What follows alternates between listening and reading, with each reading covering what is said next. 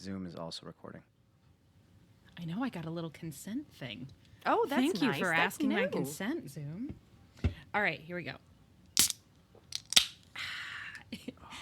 Shh, it's water. But it's special pineapple bubbly water. Here's Listen to the that. can I opened up before because I forgot. The saddest sound. It is a pretty sad It sound. got overcast, so I feel like that's like a very It's apropos sound. how it feels right now. Yeah. I always feel a little bit weird when we're doing the whoops. We're going to accidentally stumble into starting the show by way of being funny when we have a guest because, so it's like and go, and then we just start talking, and it's maybe not the most welcoming thing we do, but fuck it. Welcome to Austen, a Podlander Drunk Guest podcast. That's our bit today. I'm Allison. Yeah. I'm Julie. That's Janine. Hey. And we are joined this week, I'm so excited, by Manish Mathur. He is a writer and podcaster of 2 wonderful podcasts. I'm not going to even pretend like I've listened to the second one yet. I have not. So it Pod to Be You, which you've heard us talk about on the show at this point, and also Queer and Now. 2 names that are better than Podlander Drunk Cast and Outlander Podcast. Undoubtedly. Just like 2, not 1, but 2. Which I take as a personal affront. Thank you so much for joining us, Manish. We are talking about for the third time, and for now the final time, but not forever, the fabulous adaptation of Pride and Prejudice that came out in 2005. It's 2005. Bride and Prejudice. Gurinder Chadha. We loved it. We raved. We laughed, we cried, we sang badly. And now we are going to talk about it some more because it is a gift that keeps on giving. So now it's your turn to talk. Just kidding. God. We know you've done Manish? this on your own podcast, but Yeah, not like for us. but if you could just repeat everything that you and your guest said on your episode. Whenever we have somebody join us for one of these, we ask the same question first, or at least we're supposed to, and I don't always remember, but I'm going to remember this time. What's your relationship, Manish, with Jane Austen? Have you read her novels? Do you have a favorite Austen adaptation? All that stuff. Yeah. I mean, I've read Sense and Sensibility for sure. Pride and Prejudice, definitely I've read that. I know I've read Northanger Abbey. I think Emma I've tried to read, but it was like when I was in a phase of like reading on the train to like go to work, and I just like couldn't like get into it because it was like, I was just like, the language was so, not complicated, but just so dense, and there was like so many things going on with Emma, so I'm like, that's when I want to pick up again or maybe listen to it in audiobook. But I mean, I love Jane Austen. I have seen so many of the adaptations, and as we'll talk about, like, she translates so well to like any like scenario, like whether it's Bollywood or like modern times or anything. So like, I think she's one of the great writers, and I hate that she gets sort of like shoehorned in as like a romance novelist or like someone who's only about love stories. So I think she does a lot of really great like satire and like social commentary. I mean, you guys know she's a great social critic. And I think her observations about people and men and women and family is like still relevant to this day. I mean, we've seen so many adaptations that take place in modern times, and I think they all work because she was like ahead of her time. So I'm a huge fan of hers. I think she's great. I would love to have dinner with her. You know, like she's on my list of people to like have dinner with, past or present. Because I'm like, I bet she's got a lot of gossip. Yes. You know she does, and you know she's catty as hell too. Oh, and I that's am fun. reading her letters, and a bunch of Jane Austen's letters don't exist anymore because part of the custom at that time is you would burn correspondence you didn't want people to read after the death of the author. So it's thought that her sister, who was like her person her whole life, burned a bunch of her letters, presumably the ones that were mean, which is really saying something because her normal letters are mean. Like, you're reading them and you're like, ooh, sick burn. Yes, it is snappy. So I can't. It's like she's got a keen wit. Yeah. Yeah, definitely. It's really, so totally. I 100% agree. And listening to the podcast, it sounds like you're Pride and Prejudice of choice. If not, Pride and Prejudice is also the Joe Wright Pride and Prejudice. Am I correct? Yeah, I mean, the two of these movies together are like intertwined for me in terms of like how much I love them and how many times I've seen them, just because they came out around the same time. And it was like, so that was like right when I was getting into watching movies too, and like understanding like, oh, movies can be like different. Like you can have an adaptation that's like a musical, modern times, like takes place in India and London and America. And then you can also have one that's like more conventional, but also very different from other adaptations. And like, I'm also a huge fan of the Ang Lee Sense and Sensibility, one of my favorite movies of all time. I love Ang Lee as well. And I think similarly to, that adaptation, similarly to Pride and Prejudice, it's like, he took so much of Jane Austen and filtered it through his own like Taiwanese upbringing and then made this incredible film. And I think Gurinder Chadha does the same thing. And I think, so those three movies are like my three favorites. But yeah, the Joe Wright movie, I mean, I don't want to speak, if you guys hate that movie, you can. We haven't done it yet. We haven't done it yet. Call, but like, I love that that's movie too. That's my PP because that's where one of my crushes for Keira Knightley came from. Oh, sure. Yeah. Because I'm just now getting exposed to all this. One of your many crushes for Keira Knightley came from that. Yeah. Yeah. Right. My multiple crushes for Keira Knightley. Completely understandable. She's great. She's great. She's great. She's one of those people that people for some reason really love to dunk on. Like she's not just making her movies in her beautiful dresses and doing her thing.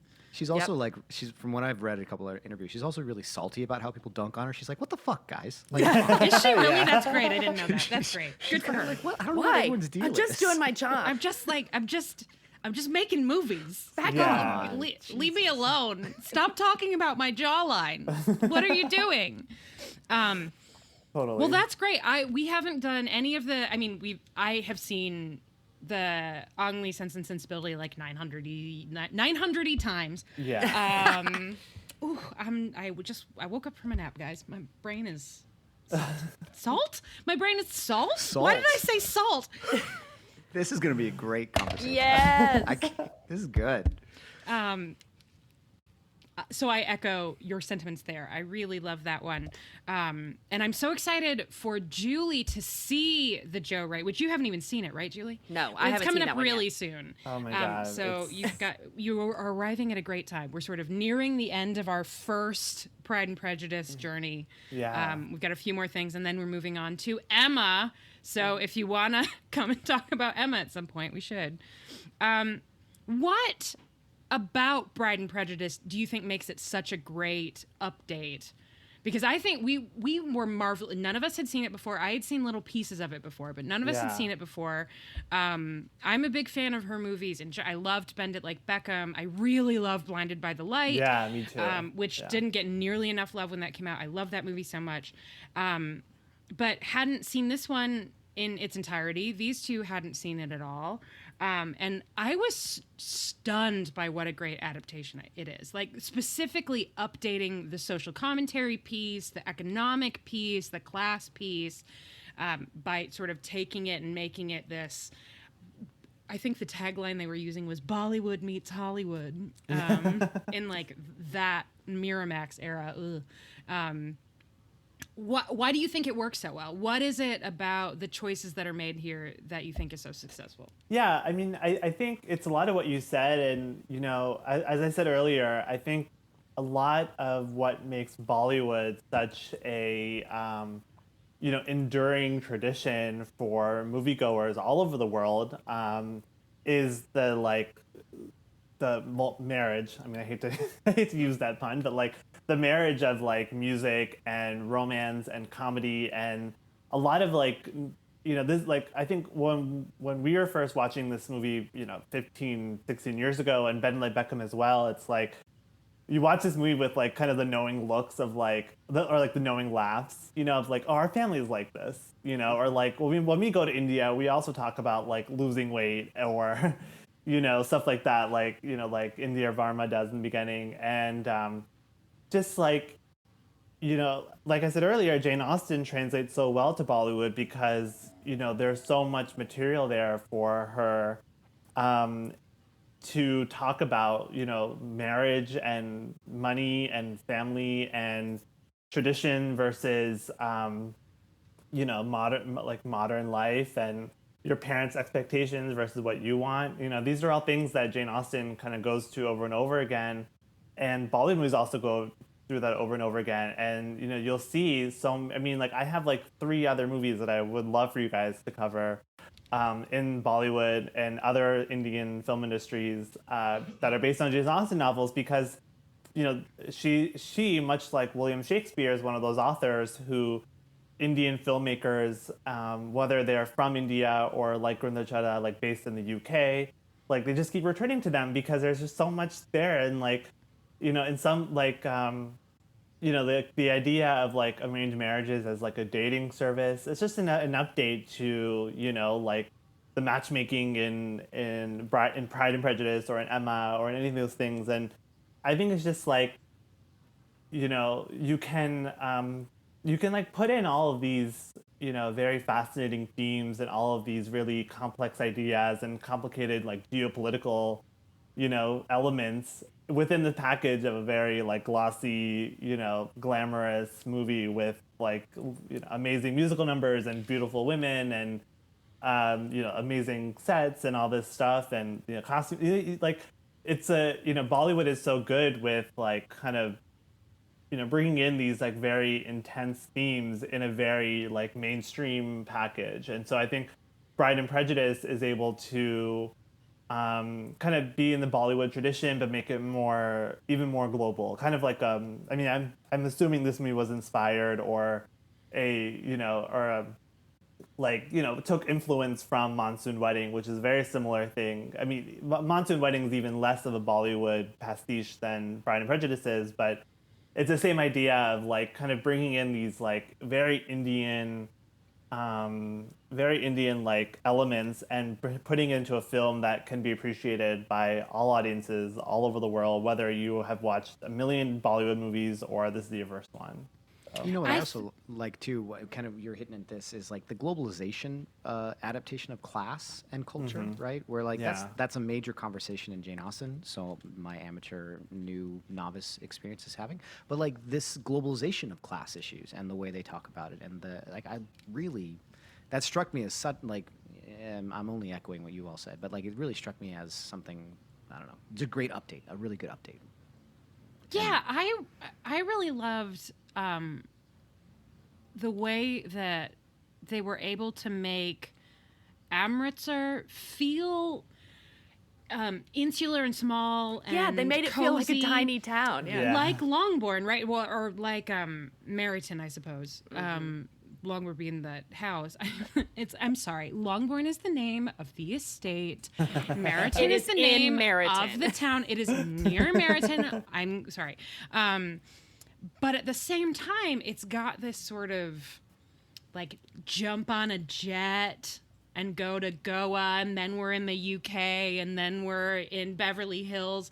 It's both of those things at once, and I find that tension so interesting. It would be like there are these little tiny moments in Austen's novel where they'll be in London for like 6 hours, right? Long enough to go to a play and like have a conversation about Jane's love life, and then it's back on the road and we're going back and we're going home. Yeah.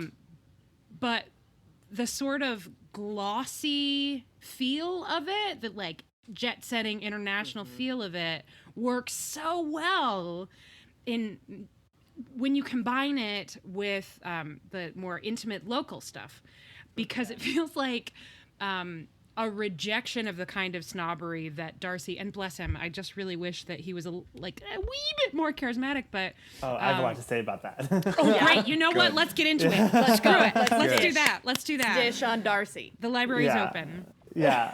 Well, before we get to that, I do want to touch upon this sort of globalization thing, because I think in like, I'm no historian, but I think in like the mid-90s into the 2000s, this idea of like Indians being a very global people started to really become popular, and more kind of a mainstream thing. And, we start to see more Indian movies about, people who immigrate to America and trying to make a living, or immigrate to London, and just trying to like navigate like what it's like to be in a foreign country where you don't know anyone and you have to like work and learn the language and survive and stuff, and also finding pockets of Indians in every little city in America or across the world. And so I think Bride and Prejudice I think they're doing something really smart in that they're like as you're saying, like translating the class element of the novel into this like, well, we want our daughters to marry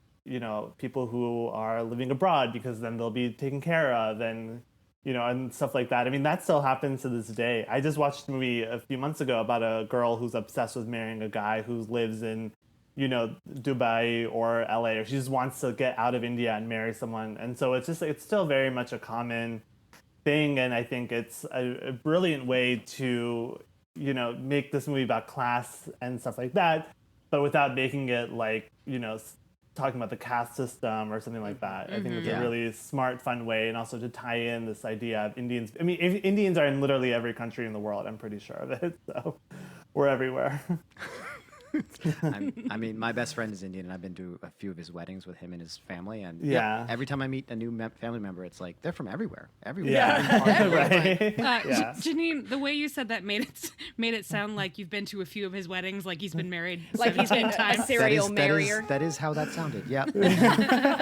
Yep. It's a family affair, man. Like his brothers, they've all had great weddings. Yeah. Well, I have more questions about Bride and Prejudice is sort of like Bollywood gateway drug. I want to talk about other Austen adaptations. I want to conveniently ask you whether or not you'll come talk to us about that Austen adaptation while you're on a microphone, so then you feel obligated. But first of all, before we get there, I want to talk about Martin Henderson. Yeah. And also Aishwarya Rai, who, based on your sort of Twitter presence, Manish, seems like maybe she's a particular favorite. Isn't she in your Twitter bio?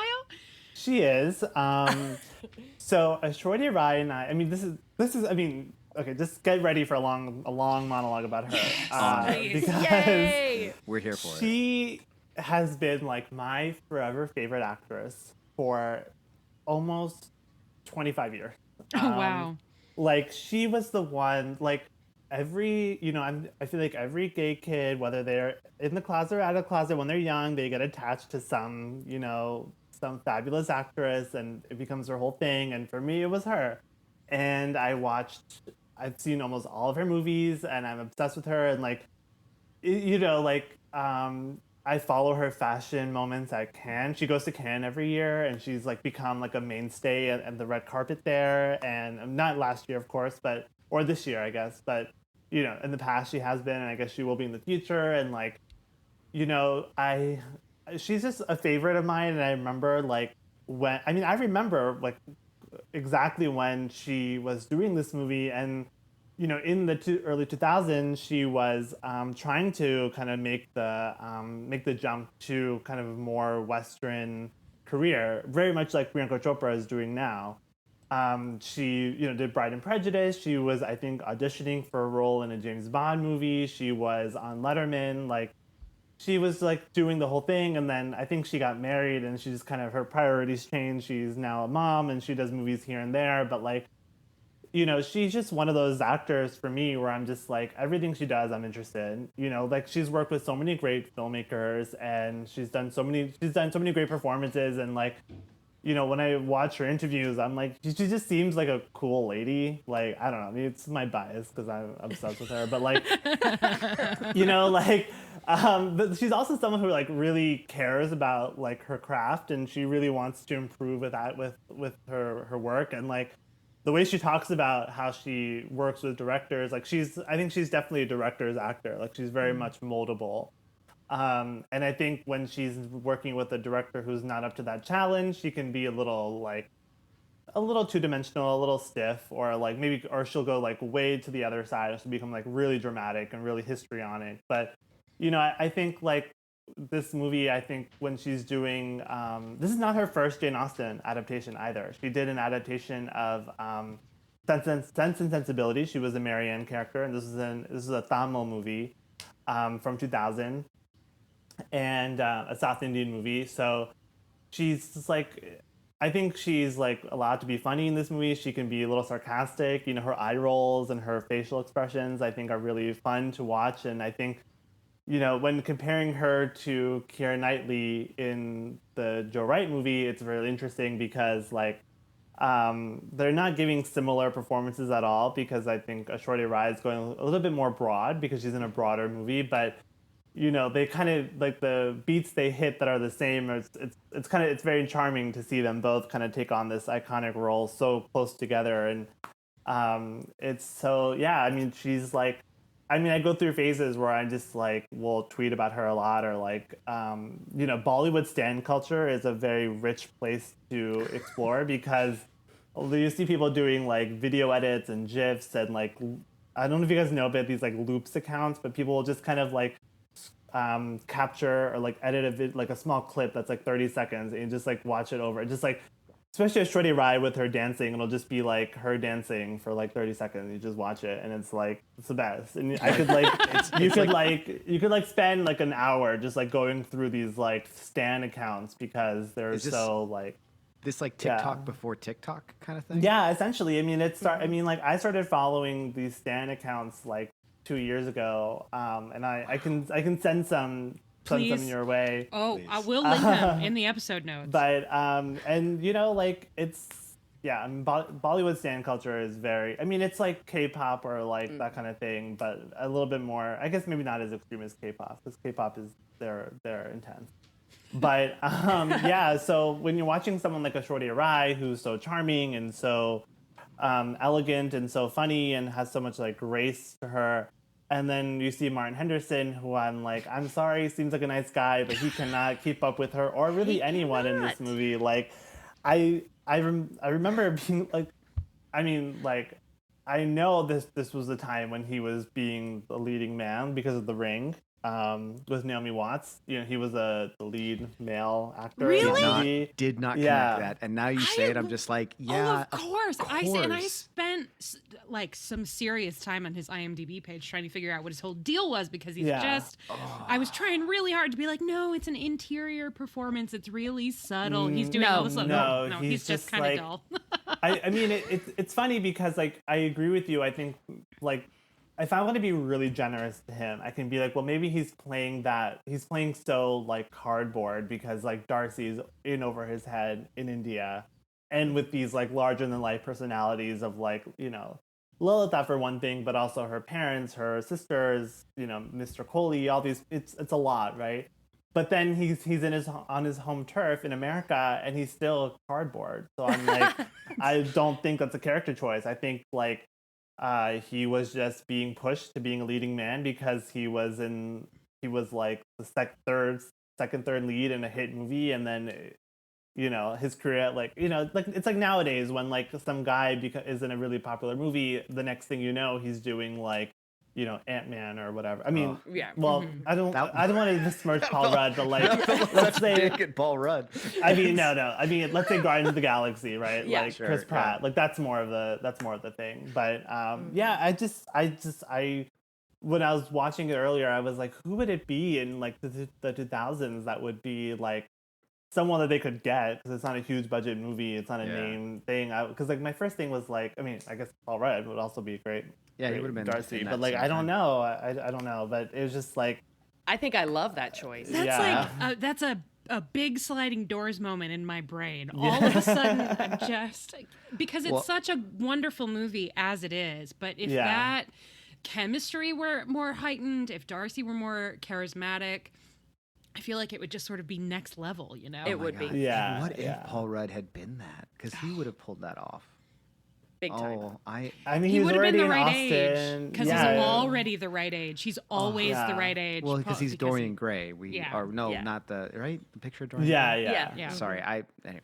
No, that's the right book. That was correct. I don't do a good job with references, so I'm just like, what was that the right thing? You telling us that this character was in The Ring, this actor was in The Ring, makes so much sense to me, because now I know why I felt like it should have been raining the entire time. Yeah. I've never seen The Ring, so It's a lot of shots of him under an umbrella and raining on him, and he's very beautiful in those shots. Well, that's another movie where his leading lady is like the star of the show and doing all the work, and he's just like, I don't think he's like a reporter or something. I haven't seen him in ages, but he's just like the guy, and I'm like, I don't know why like the guy had to like now become Darcy to Aishwarya Rai of all people. Yeah, it's the imbalance is pretty striking because she's so. I mean, I would watch her do basically any. Like, I would watch her read the phone book. She's one of those people. Yeah. But in this movie in particular, she's got that thing that not all Lizzies have, where you can tell that she personally is very intelligent, because it's hard to play intelligence when you don't have that necessarily, when you're not like a particularly intellectual person. And obviously we're not close personal friends. I have never met her. I will never meet her. I don't know what I would say if I did, because she is the most astonishingly beautiful human being I've ever seen. Yeah. I would be dazzled.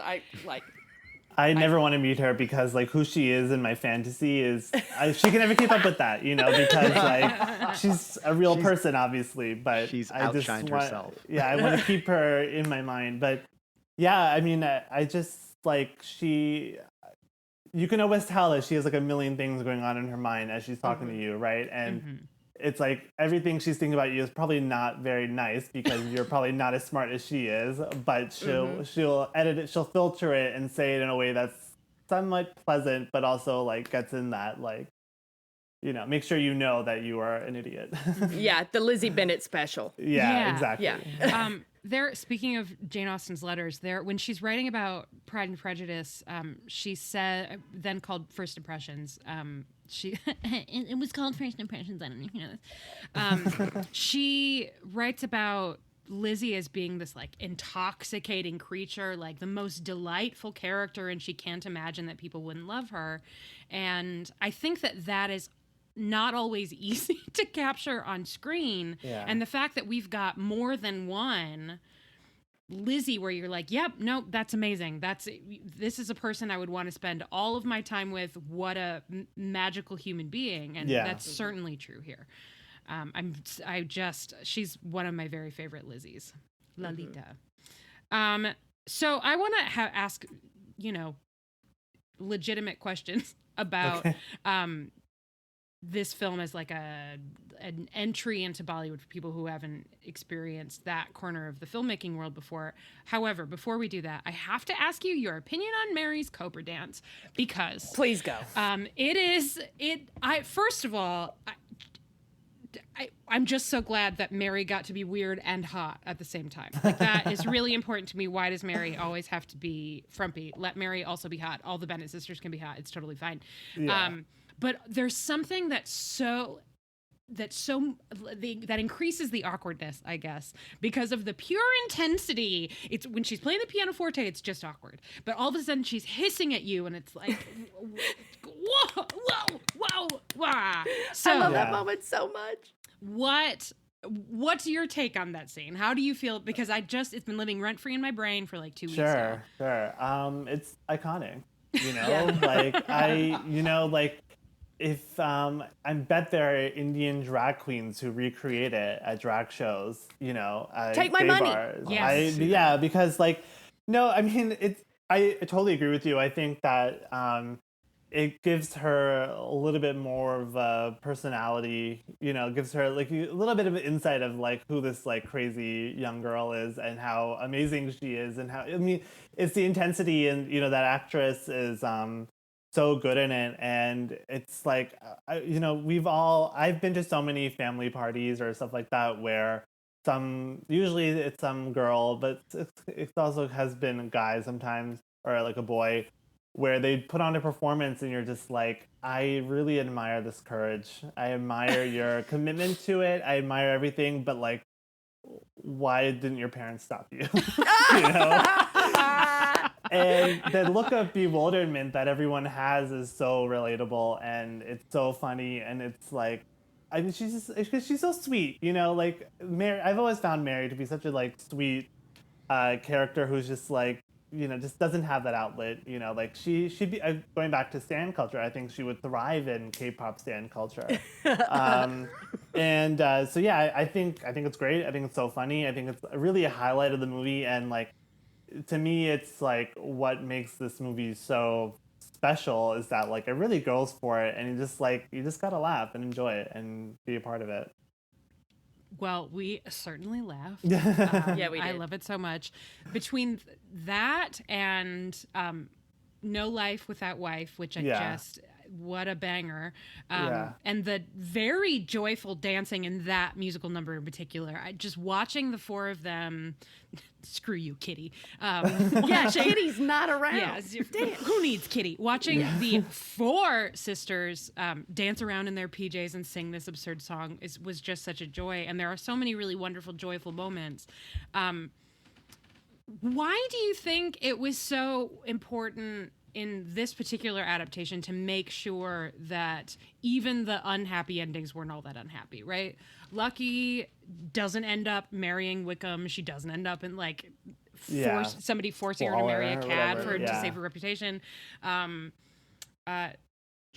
ends up pretty happy with Mr. I was Coley. Trying to remember what the character's name is in the film, but ends up with Mr. Coley, and it's not hell terrible on earth. Like they're actually really well suited to each other. Is that something that you think is important for this particular adaptation when you're looking at the glossy Bollywood musicals? Are we looking almost always at happy endings? What's your take on that?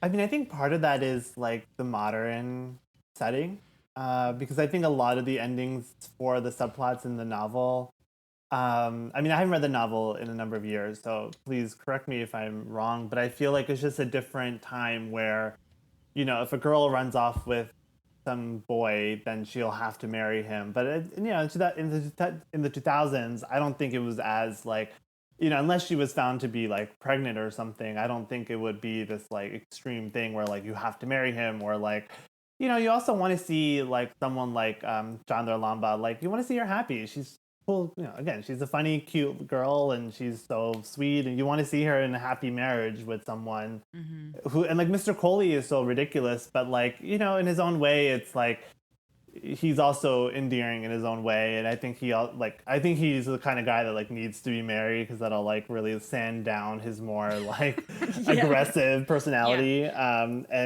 like what his vision is of marriage versus what it actually is, I'm sure is very interesting. Like I'd love to see a sitcom with the two of them, in God. LA. Like that'd be something to go for. Would watch it. Yeah, 100%. like I mean, I'm still surprised there really hasn't been much like TV shows about Indian immigrants. I think there's so much material there. But God, I think you just tapped on a gold mine there. Like, I mean, someone coming back to that story couple years, 20 years later. Like 20 years later, they're still married. They're got still, kids. They're still in that married, house. Kids, They dealt with the recession. Manish, this is your moment. This is my moment. This is a good one. If Netflix is listening, which I'm sure they are, we have someone named Daphne who follows us that we believe, so she'll hear it. Awesome. Yeah. Well, Daphne, if you're listening, I have a lot of ideas. But yeah, no, I mean, I think and I think happy endings are, of course, a part of Bollywood culture, but also a part of like romantic comedy culture too. And we want to see all these subplots kind of tied up in ways that you don't. I mean, like I think Jane Austen is really smart in the way she wrote these stories, and I think that there's a lot of commentary there. But also, I'm like, I kind of feel bad for Lydia. In the book, I feel bad.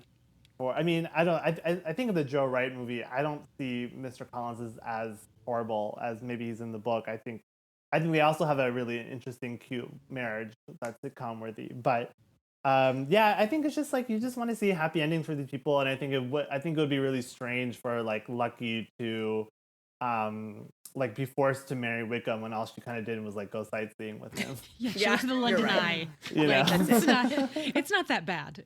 She's gonna be fine. She's gonna bounce back from a bad date, basically. Yeah. So if people are excited about Bride and Prejudice and they want to use it as a jumping off point to explore Bollywood that's actually Bollywood and not Bollywood as seen through this sort of hybrid lens. Yeah. Where would you recommend people start? You mentioned a couple things you want to make sure that we cover. I know that we've got my list of things has an Indian Sense and Sensibility adaptation on it. I don't know if it's the one that you were referencing. I think it is. Okay. Yeah. So where should people start? Yeah, I mean, I think like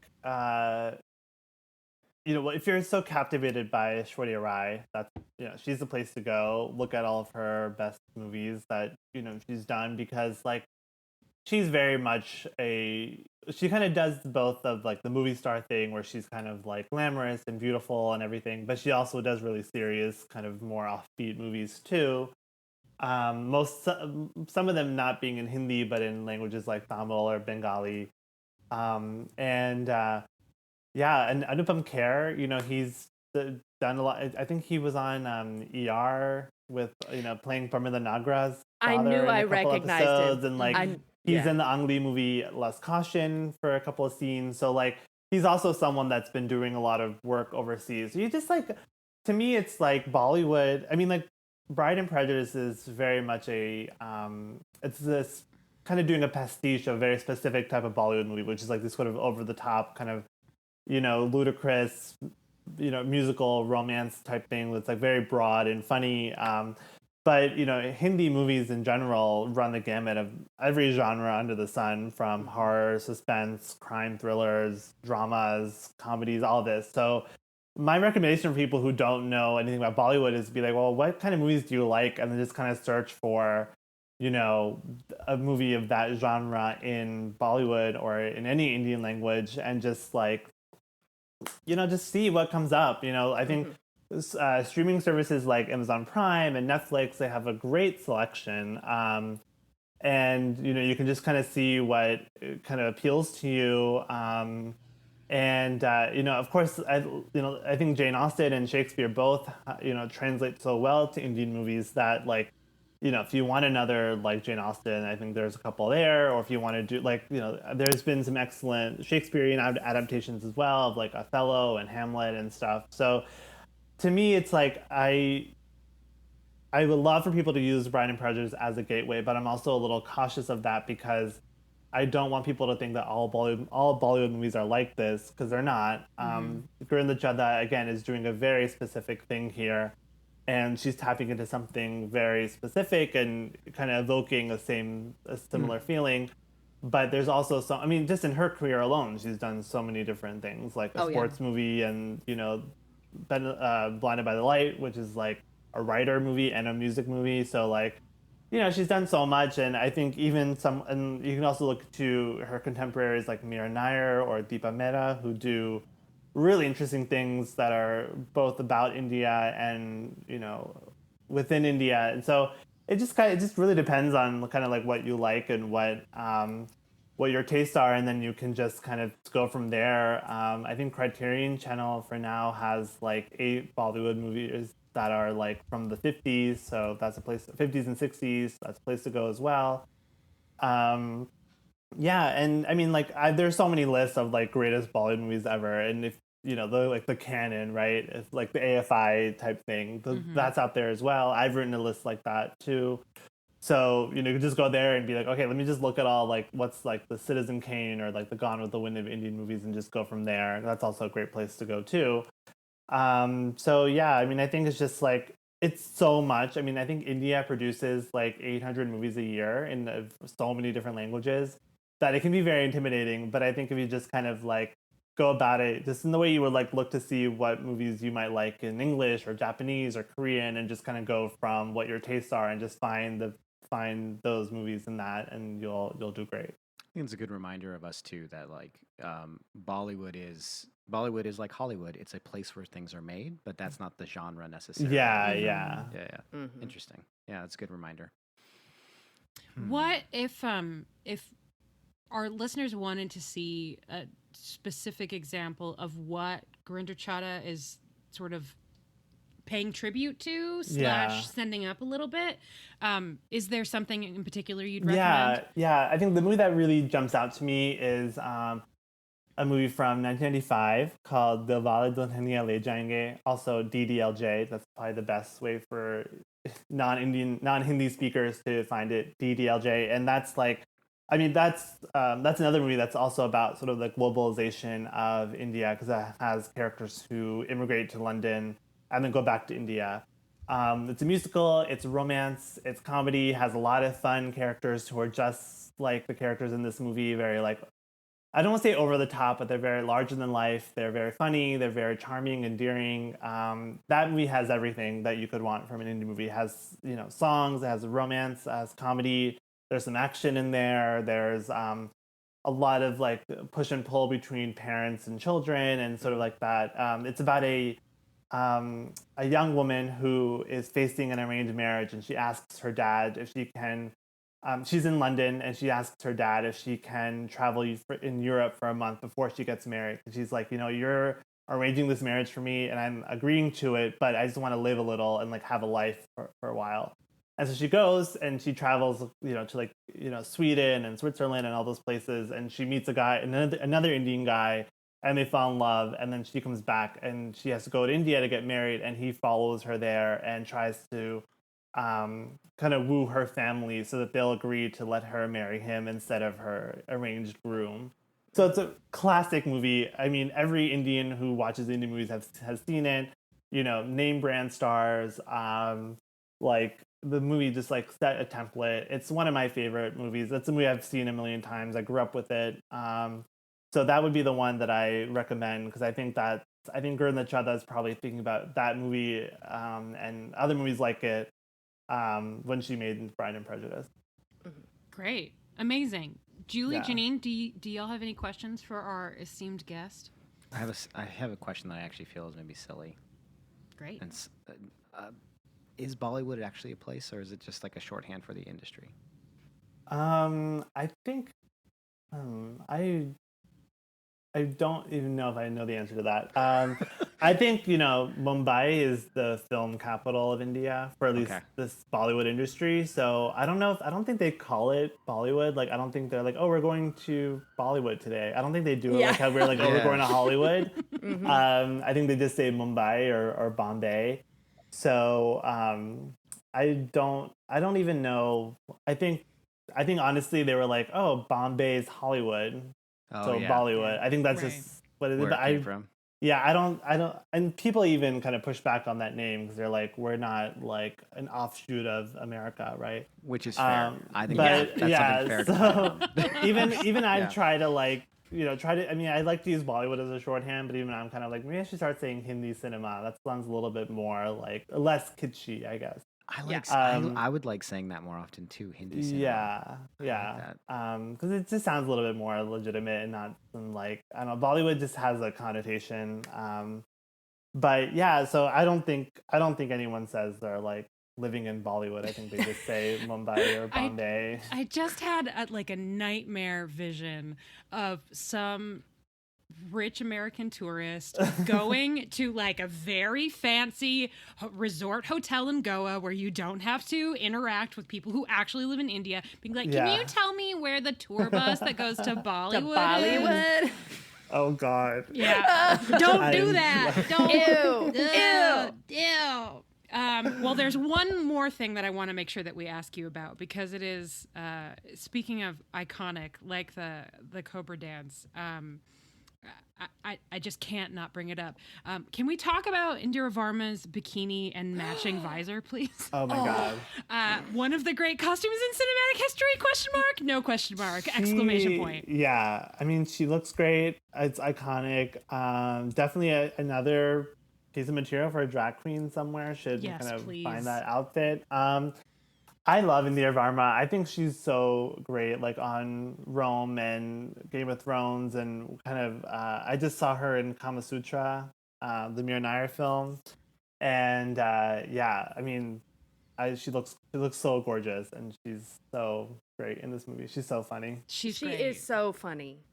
Really, I love her. She's like a god tier Caroline Bingley for sure. I feel like I wasn't necessarily expecting to come out of this experience having my great Pride and Prejudice performances rankings in my head all thrown a kilter, with the exception of Darcy. My Darcy list has not been touched, but Shade. but it's not. That's not shade. That's just that's a statement of a true fact. True. Yeah. But I think she in particular and Mr. Coley, both parents, Lolita, obviously, I feel like there are so many really wonderful interpretations of these familiar characters that, like, put them up there. Put him with Jennifer Ely. Put him with Kira. Put him with Matt Smith in Pride and Prejudice and Zombies. Do it. Yeah. Let's do it. Yeah. I mean, really I think this movie is such a deceptively great adaptation of the novel. I think there's a way for a movie like this to kind of just be like have the premise and then do its own thing. But I think they really, really dug into the novel and tried to bring it out. And I think these actors all really got their characters so well. Mm-hmm. Yeah. I mean, I love Clueless as much as the next person. Yeah. But this is a more faithful adaptation than Clueless. Yeah. Paul Rudd. Well, thank you so much for coming to talk to us. Is there anything in particular that you want to plug that people should check out? Is there a place that they can look for your list that you mentioned of the great? Yeah, I can. I'll send it to you so Please you can attach it. Yeah, please. I'm on Twitter at the Manish89. That's TheManish89. And I have two podcasts. One is It Ought to Be You, which is about romance films, and I talked about Pride and Prejudice with my friend Stacey Young, and that's a great episode. She's a great guest. It is a really great episode. Thank you, and I'm so grateful to be able to talk about this movie with you guys again because it's such a lovely movie, and I've apparently have a lot to say about it. And also, I co-host a podcast with my friend Dave Giannini called Queer Now, where we talk about queer movies we go year by year and just pick a movie and talk about it in terms of its like the queerness of it, the context of it, just kind of everything about it. So that's a lot of fun to do. We started with the 2010s and went to the 1930s. Now we're going to start doing the 2000s at some point. So, and I write here and there, so I think the best place to find me is on Twitter, and you can just catch my writing there. Great.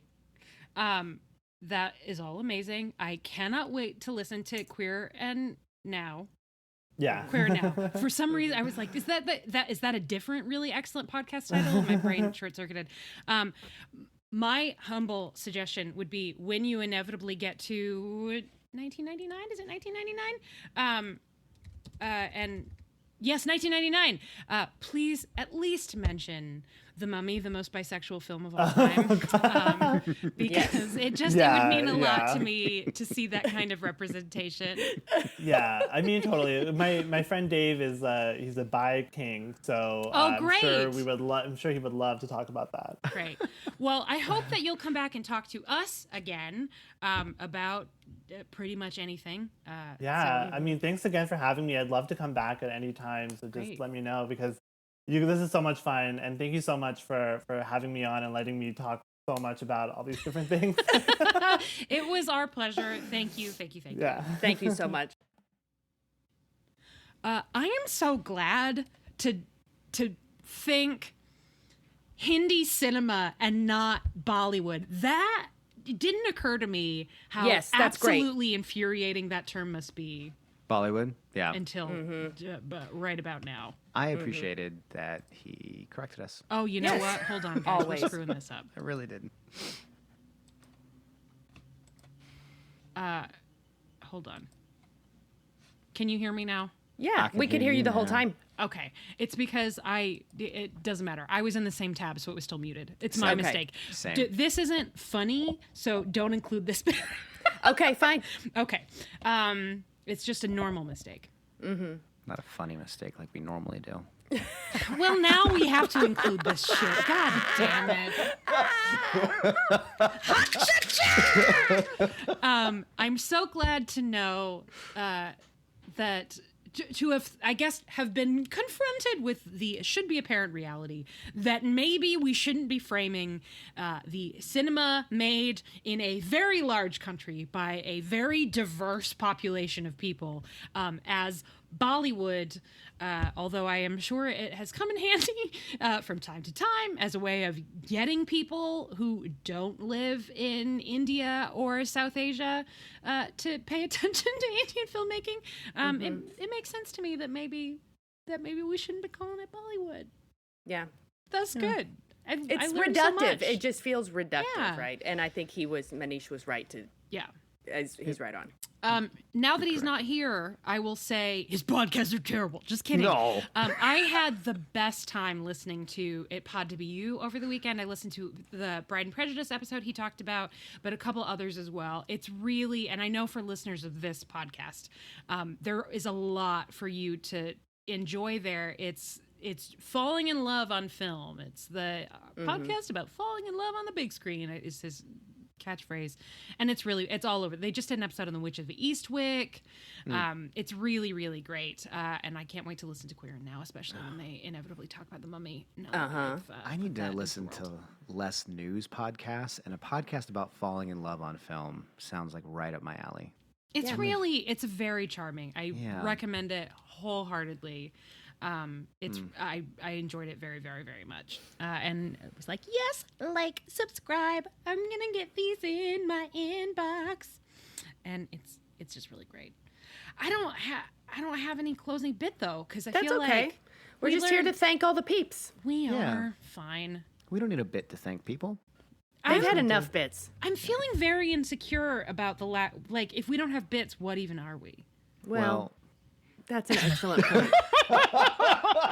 You can find us on Facebook at facebook.com/PodlanderCast. You can find us on Twitter at PodlanderCast. You can find us on Patreon, where you can support the show, get access to our lunch breaks, our new Regency book club, this thing and that thing and some other things in the Slack, and then this, and then also with the game and it's this at patreon.com/PodlanderDrunkcast.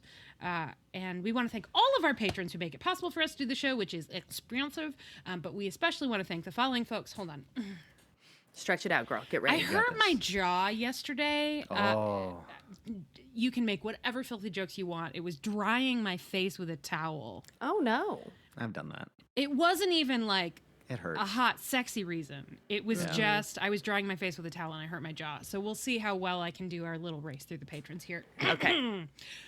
Mallory Smith, Catspaw156, Maddie Perkins, Snazenach, Julia Gulia, Kathleen Martini, Lauren Tennant, Kelsey Kemp, Madison Johnson, Emily Day, Betsy English, Caitlin Reddick, Ashley Tegeson, Kristen, Freckled Fury, Laura Colm, Amelia Bazell, Liz, and Tinkerbell. Stella Welch, Chrissy Shively, Claire Feeney, Kayla Reagan, Rochelle Lefevre, Amanda Smazazazazazazazaza, Heather Robbins, Jerry Hurdle, Brittany Holber, Emily Carlson, Amy Gustafson, Rachel Townsend, Steph Peterson, Kelly Mazzella, Chantel Salters, Mary the Falling, Statue, Tara Lucchino, Viv Pickles, a.k.a. Laura, Mary of the Grapefruit, Jenna Pulkowski, Ann Gibson, Ruth McCormick, Katie Kirshner, Trish McCrary, Dr. J, Jen Leonard, Drunklin, Kelly Bonham, and Noonan, Kiki. The Wise. We will be back next week talking about Pride and Prejudice, a new musical. Oh, no. No life without life. If it doesn't include that, what are they even there for? Yeah. Nothing. I'm sorry. And so we've already seen Pride and Prejudice, a new musical. You're going to have to try something new. Top that Cobra dance. Yeah, Cobra dance or GTFO. Yeah. Something tells me we're going to be adding some spelunking into this film. Yeah, there's going to be a rewrite. I guarantee it. Oh, bye. Bye. Later.